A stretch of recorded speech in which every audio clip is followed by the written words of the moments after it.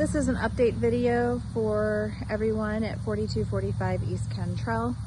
We're about finished here, although there's a few things I'd like to wrap up, like we need to find a paint match maybe for the siding to cover this vine marks, and some paint on the window shutters so they look a little nicer. And we are still replacing this light at the front door, and this door sill needs some paint. It needs to be cleaned up. Inside, the living room turned out beautifully. We did new floors and light fixtures in here, new paint.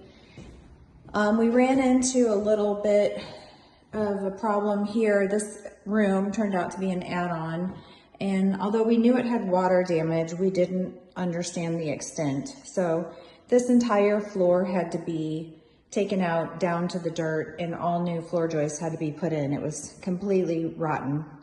So this room was basically rebuilt entirely. And then in the kitchen, part of what we loved about this house were these beautiful oak cabinets. And when we got into it, we discovered that all of these lower cabinets were completely rotted and we couldn't fix them. And the flooring was also, again, rotted and missing all the way up to about right here. So that all had to be gutted down to the dirt and rebuilt.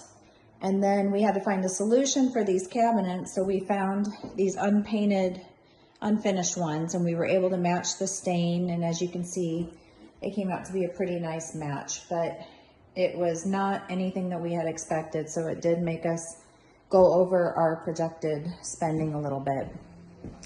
The rest of the house was all pretty cut and dry, just flooring, light fixtures, paint. That all turned out nicely. Same with this bedroom. And then our bathroom, the tub surround, we put new tile all around there. The cabinets were completely fine and we were able to keep all of that. We did a new toilet and new floor. And then our basement had a lot more mold in it than we realized, and it took a bit more work than we realized to get it cleaned up.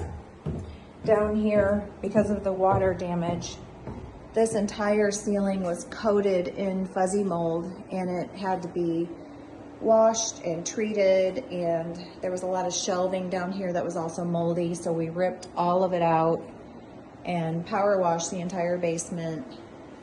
And we have a dehumidifier running, but now this basement doesn't have mold, and we put a new hot water heater in too. So I think it's a great result, and it'll be nice and mold free for a new tenant. So that just kind of I wanted to wrap up what we did here and why it took a bit longer and a little bit more money than we had expected.